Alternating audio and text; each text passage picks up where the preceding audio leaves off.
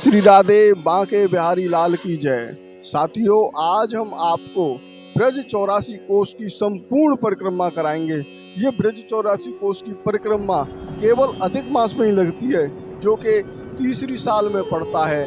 तो आज उसी परिक्रमा में आपको हम संपूर्ण दर्शन कराएंगे। इसमें 365 कुंड 84। साथियों, हमने पीछे वीडियो में 4 वीडियो और डाल दिए हैं, जिसमें कि भाग 1, भाग 2 और आज आप देखेंगे भाग 3। इसमें आप संपूर्ण ब्रज 84 कोस की परिक्रमा कर रहे हैं। हम आपको एक एक स्थान से लेके जा रहे हैं, जहां पर आपको बिल्कुल भी कहीं पर भी हमने वीडियो को मिस नहीं किया है। पूरी संपूर्ण वीडियो आपको उस 84 कोस की परिक्रमा की दिखा रहे हैं। और ये वीडियो YouTube पर पहली बार ऐसा वीडियो होगा जो आपको संपूर्ण ब्रज दर्शन चैनल के माध्यम से और मनोज वैष्णव के माध्यम से आप इस यात्रा को कर रहे हैं। यहाँ पर हम आपको संपूर्ण यात्रा करा रहे हैं। आप ये देख रहे होंगे, आपने पीछे के जो भाग देखे होंगे, अगर नहीं देखे हैं तो उनको आप जरूर देख लें, जब भी आपकी समझ में आ पाएगा, अन्यथा आप इस यात्रा को पूरी नहीं कर पाएंगे।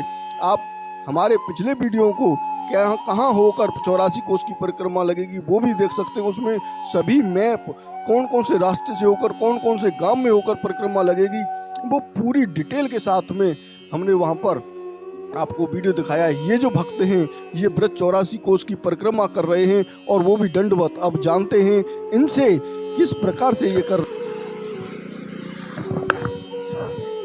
तो साथियों, यहाँ पर देख रहे हैं, यहाँ पर कितने कांटे और इस तरीके का यहाँ पे रास्ता है। और इस रास्ते में, कटीले रास्तों में, ये जो भक्त हैं, श्री कृष्ण जी की ऐसी कृपा है कि यहाँ पर ये दंडौत परिक्रमा लगा रहे हैं। अब यहाँ पर ये परिक्रमा किस प्रकार से लगा रहे हैं, इसके बारे में आपको हम संपूर्ण जानकारी देते हैं। बाबा राम राम। राम राम। राधे राधे। राधे राधे। किस प्रकार से आप ये परिक्रमा कर रहे हैं? हम तो कृष्ण के नाम से ही करते हैं। अच्छा, तो कितने दिन हो गए आपको परिक्रमा करते करते? करते करते है गए 12-14 दिन। 12-14 दिन हो गए। तो आप खाना पीना कैसे खाते हैं बाबा यहाँ पर आप रह के? खाना पीना तो जहाँ रुक जाओ तहीं मिल जाता है। रुकने के लिए आपको जगह कौन देता है यहाँ पर? विद्यावान जंगल आश्रम बने हुए हैं। अच्छा, आश्रम बने हुए हैं थोड़ी थोड़ी दूरी पर। हाँ, तो किसी तरीके की दिक्कत नहीं हो रही है आपको? नहीं, दिक्कत कुछ नहीं। कितने दिनों में पूरी कर देंगे आप इस यात्रा को? अब देखो, चित तो ना हम कह सकते कितने दिनों में लग जाएंगे, 3-4 महीना। 3-4 महीना लग हाँ, जाएंगे। हाँ। तो अब अधिक मास आ रहा है, इसमें तो जो है बहुत महत्व बताते हैं इस परिक्रमा का, उसके बारे में कुछ आप बता पाएंगे? क्या है इसका राज? नहीं, सो हमें कुछ जानकारी ना। हाँ। तो आप लोगों ने यहाँ पर देखा कि ये जो बाबा हैं किस प्रकार से यहाँ पर यात्रा कर रहे हैं। और ये जो स्थान है, ये सौख रोड है। अभी हमने जो यात्रा प्रारंभ की थी वो रिफाइनरी से प्रारंभ करी और आपको हमने बीच में तालवन, कुमुदवन के दर्शन कराए। अब हम पहुँच रहे हैं यहाँ से सीधे सौख। ये इधर जो रास्ता जा रहा है, ये सौख के लिए रास्ता जा रहा है। और उसी रास्ते पर हमें ये बाबा मिले हैं जो दंडौती परिक्रमा ब्रज 84 कोस की कर रहे हैं। तो साथियों, आपने देखा ये जो बाबा हैं, ये लगभग 4 महीने में इस परिक्रमा को पूरी करेंगे। ब्रज 84 कोस की परिक्रमा ये दंडवत करेंगे। और अब हम प्रारंभ करते हैं इस यात्रा को। जैसा कि हमने पिछले वीडियो में बताया कि ये यात्रा कहाँ कहाँ को होके लगेगी, लेकिन हमारे जो सब्सक्राइबर हैं वो इस बात को जानना चाहते हैं कि पुनः एक बार हम उनको थोड़ा सा और बताएं कि ये यात्रा कहाँ कहाँ होकर लगती है। तो हम बहुत ही छोटे शब्दों में आपको बता दें कि ये यात्रा हमने मथुरा से प्रारंभ की है। मथुरा में रिफाइनरी है और वहीं से रास्ता बना हुआ है। उसी रास्ते से होकर हमने ये परिक्रमा प्रारंभ की है और वहीं पर आके हम इस परिक्रमा को समाप्त करेंगे। आप अपनी सुविधा के अनुसार जहां से भी परिक्रमा प्रारंभ करें, वहीं पर आपको समाप्त करनी है। अगर आप अपनी परिक्रमा नगला दादू से स्टार्ट करते हैं या श्याम ढाक से करते हैं, बहज से, डीग से, दुदावली से, खो से, आदिबर्दिली से, पपोसा से, केदारनाथ से, चरण पहाड़ी, भोजन थाली, नंदेरा, सतवास, भटकी, उच्चेरा, परेही, पई गाँव, जुरेरा, पुहाना और इंदौना, अंधोप, सोंद, बंचारी, डकोरा, मरोली, खम्बी, लीखी, हसनपुर और जैंतपुरा, अभयपुरा, भमरोला, कटेरिया, बाजना, सदीकपुर, पारसौली, सालका, बरोट, पितोरा, मीरपुर, सुरीर, टेंटीगाम, हरलौर, रसीटी, जावरा, राया, कारब, बंदी, बलदेव, छबरऊ, खडेरा, खंडेरा, और आप पुनः उसी स्थान पर आकर इस यात्रा को समाप्त कर सकते हैं। तो ये जो हमने यात्रा प्रारंभ की है, ये की है धनगांव के पास से रिफाइनरी नगर है, वहीं से हमने ये परिक्रमा प्रारंभ की है, जहाँ पर हमने तालबन, मुरियो को नगला और कुमुदबन ये आपको यहाँ पर दिखाए हैं। अब हम जा रहे हैं यहाँ से सौंक, और सौंक से जाएंगे फिर बच्चगाम, कोथरा, और कोथरा से आगे हमारी जो यात्रा है वो बढ़ेगी। तो आप ये सारी चीज़ें यहाँ पर देख रहे हैं, एक एक रास्ता हम आपको यहाँ पर दिखा रहे हैं। अब ये जो परिक्रमा है, ब्रज 84 कोस की परिक्रमा है, ये इसी महीने में लगेगी और ये 17 तारीख से लेकर 16 अगस्त तक लगेगी। इसमें आप अधिक मास में परिक्रमा का बहुत बड़ा पुण्य होता है, और आप अगर समय आपके पास है या कम समय है तो आप किसी भी प्रकार से इस यात्रा को करते हैं, क्योंकि 66 अरब तीर्थ पृथ्वी के समस्त तीर्थ ब्रज में विराजमान रहते हैं चतुर्मास में, और चतुर्मास अभी चल रहा है, जिनके दर्शन श्री कृष्ण जी ने स्वयं अपने माता पिता और ब्रजवासियों को कराए थे। जैसे गोवर्धन में मानसी गंगा, बद्रीनाथ, श्री बद्रीनाथ, और काम्यवन में रामेश्वर, सेतुबंद इत्यादि। अतः विश्वास करते हुए इन तीर्थों में जाने से सभी मनोकामनाओं की पूर्ति होती है, और इसमें कोई संशय नहीं है। वृंदावन आकर अथवा वृंदावन में निवास करते समय ऐसी भावना मन में रखनी चाहिए कि अभी भी श्री कृष्ण यहाँ लीला रच रहे हैं। साधारण सोच के अनुसार आप प्रेम से सब कुछ असंभव हो जाता है।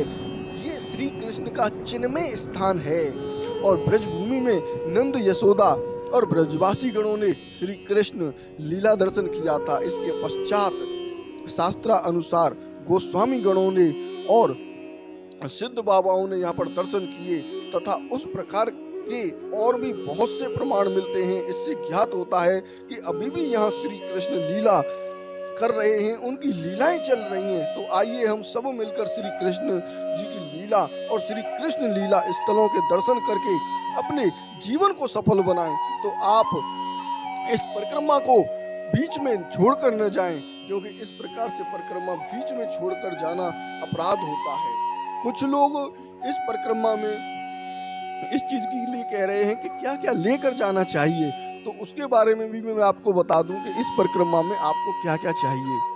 जो परिक्रमा होती है वो कुछ परिक्रमा एक दिन में लग जाती हैं, तो उसमें तो कोई दिक्कत होती नहीं है, लेकिन जो परिक्रमा एक दिन में समाप्त नहीं हो जा सकती और काफी लंबे समय तक चलती है, उसमें आपको क्या क्या लेकर आना चाहिए। जो परिक्रमा कई दिनों तक लगातार चलती रहती है, उसमें अपने साथ एक थाली, एक गिलास, रसोई के कुछ बर्तन, टॉर्च इत्यादि, और एक चीज बहुत ज्यादा जरूरी है, वो है कि आपको एक छाता साथ में रखना है, क्योंकि ये जो समय है ये बारिश का समय है, सावन का महीना है, इसमें कहीं पर भी आपको बारिश आ सकती है और आपका बचाव जरूरी है। और आपको एक पॉलीथीन, बड़ी पॉलीथीन जो जिसको कहीं पर भी बिछाया जा सके, एक आपके साथ में चादर चाहिए और एक बैग होना चाहिए। उसमें आपको एक जोड़ी कपड़े कम से कम रखने चाहिए, जिससे कि एक जोड़ी आप कपड़े उतारें और एक जोड़ी रख दें। और आपको कुर्ता पजामा या कुर्ता धोती कुछ इस तरीके के अपने वस्त्र रखने चाहिए कि वो सूख भी जल्दी जाएं, जिससे कि आपको बिल्कुल भी परेशानी ना हो इस यात्रा को करने में। और अपनी सुविधा के अनुसार इस परिक्रमा को करना चाहिए। आप परिक्रमा करते समय सामर्थ्य अनुसार दान पुण्य अगर करना चाहते हैं तो आप कहीं पर भी कुछ भी दान करें, और कुंड में जाकर आप आचमन अथवा स्नान करना चाहिए। आपको हाथ पैर धोने चाहिए। इन्हें धोने के लिए कुंड के तट पर हैंडपंप और अन्य साधन बहुत हैं। परिक्रमा करते समय साबुन लगाना, तेल लगाना, बाल नाखून काटना। श्री कृष्ण और गोवर्धन पर्वत एक ही स्वरूप हैं, इसलिए पर्वत के ऊपर नहीं चढ़ना चाहिए। गोवर्धन पर्वत को दाएं रखकर परिक्रमा करनी चाहिए, इसलिए दाईं तरफ आप मल मूत्र त्याग करना, थूकना नहीं चाहिए। दुग्ध धारा भाव से करनी चाहिए। जो भक्त पहले जितनी दंडवती परिक्रमा से परिक्रमा प्रारंभ करता है उससे समाप्ति तक उतना ही परिक्रमा करना चाहिए। दंडवती वालों को पैदल अपनी दंडवती से आगे नहीं जाना चाहिए। परिक्रमा करते समय छाता लगाना, चप्पल पहनना, नशा करना तथा वाहन में सवार होना मना है। लेकिन असमर्थ के ऊपर यह नियम लागू नहीं है। परिक्रमा लगाते समय कुछ भक्तजन रास मंडली तथा हरिनाम कीर्तन मंडली ले जाते हैं और कोई भिन्न भिन्न स्थानों पर जाकर उनकी महिमा का वर्णन करते हैं, जिससे परिक्रमार्थियों को बड़ा आनंद होता है। हमारे गोस्वामी गणों ने भादों के महीने में परिक्रमा लगाई थी, लेकिन आज तक अपनी सुविधा अनुसार महंतगण विभिन्न महीनों में परिक्रमा लगवाया करते हैं। और वृंदावन में प्राचीन मदन मोहन मंदिर को छोड़कर और सभी लोग माताओं को लेकर परिक्रमा लगाया करते हैं। ब्रजमंडल में कुछ परिक्रमा विशेष स्थानों से प्रारंभ होती है। जैसे आप कहीं से भी अगर परिक्रमा उठाते हैं तो ये जो परिक्रमा है ये बड़ी परिक्रमा है, ये संपूर्ण परिक्रमा है। इस परिक्रमा में आप जहाँ से भी प्रारंभ करते हैं वहीं से आप इसको समाप्त करेंगे। अब इस परिक्रमा में जो कुछ गांव पड़ते हैं उस गांवों को मैं और थोड़ा सा आपको अवगत करा देता हूँ जो इसी शौक के पास में पड़ते हैं। जैसे अभी हमने यहाँ पर कुदुम्बन, तालबन, शांतनु कुंड, मुखराई गांव, बहुलावन, राधा कुंड और आदि बद्रीनाथ, केदारनाथ, काम्यवन, कदमखंडी, ऊंचा गांव, बरसाना, नंदगांव, खायरा, जाब, कोकलावन, चरण पहाड़ी और कोसीकला, शेषशाही, नंदघाट, भांडीरवन, शेरगढ़, माटवन, बेलवन, लोहवन, राया, गोकुल, रावल, बलदेव, ये सभी इस परिक्रमा के बीच में आ जाते हैं। और यहाँ पर ब्रज की सभी अष्ट सखियां भी हैं, उनके दर्शन हमने आपको पहले करा दिए हैं, आप उनके दर्शन भी कर सकते हैं। हमारे संपूर्ण ब्रज दर्शन चैनल में आप सभी प्रकार के ब्रज के दर्शन कर सकते हैं। ये हम पहुंच चुके हैं अब सौंख गांव में, और यहाँ सौंख गांव से अब हम जाएंगे बच्च गांव की तरफ। अब हम आपको उस महिमा की तरफ लेके चलते हैं जो कल के वीडियो में हमारी अधूरी रह गई थी। जो ब्रज के 10 तत्व हैं और वो परिक्रमा करने में आपको करने चाहिए, उसमें से हमने एक तो ब्रजेश बताया था, ब्रज भूमि बताई थी, और एक बताई थी ब्रज भाषा, और एक बताई थी ब्रज भूषा। अब हम आपको बताते हैं यहाँ पर ब्रज का भोज। तो साथियों यहाँ पर हम पहले रुके और फिर हमने यहाँ पर ब्रज भोज किया और पुनः हमने इस यात्रा को यहाँ से ही प्रारंभ किया। आपको पहले हम आगे गए और वहाँ पर हमने भोजन किया और फिर हम वापस लौट के आए, जिससे कि आपको कहीं पर भी जरा सी भी परिक्रमा छूट न जाए।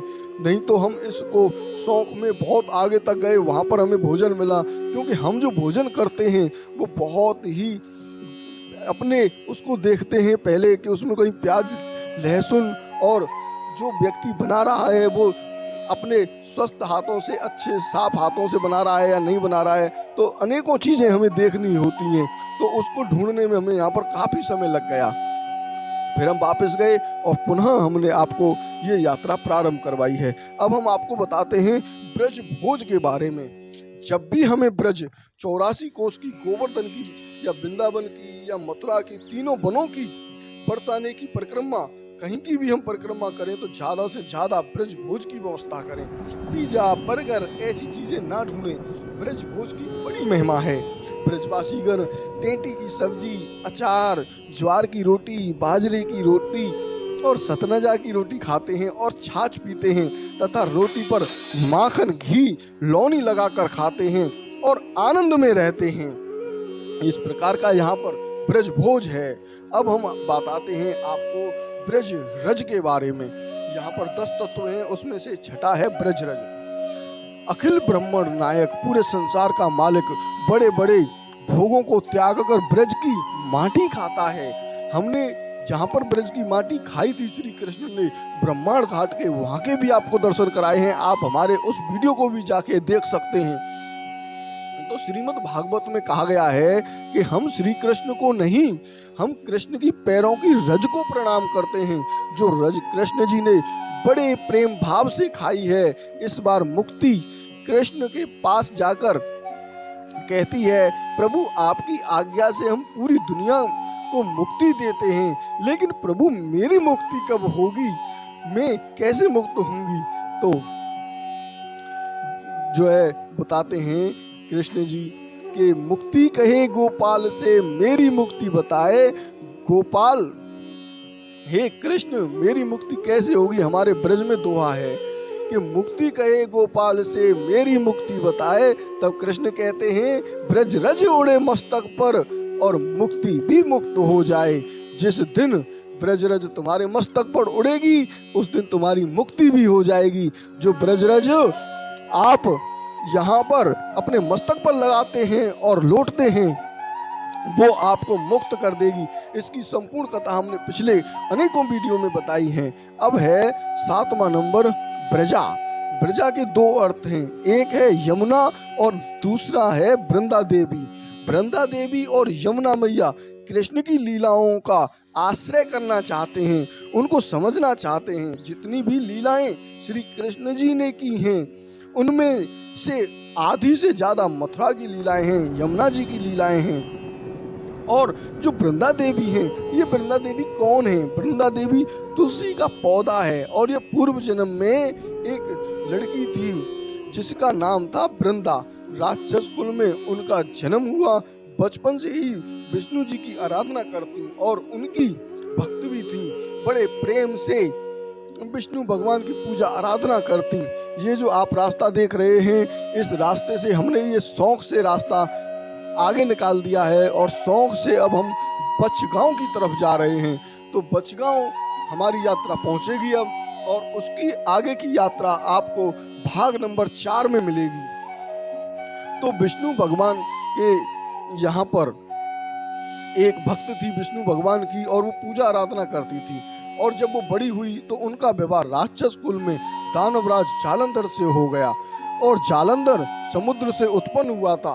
वृद्धा बड़ी ही पतिव्रता स्त्री थी, सदा अपने पति की सेवा किया करती थी। एक बार दानव और पति की सेवा किया करती करती वो दानव और देवताओं में युद्ध हुआ।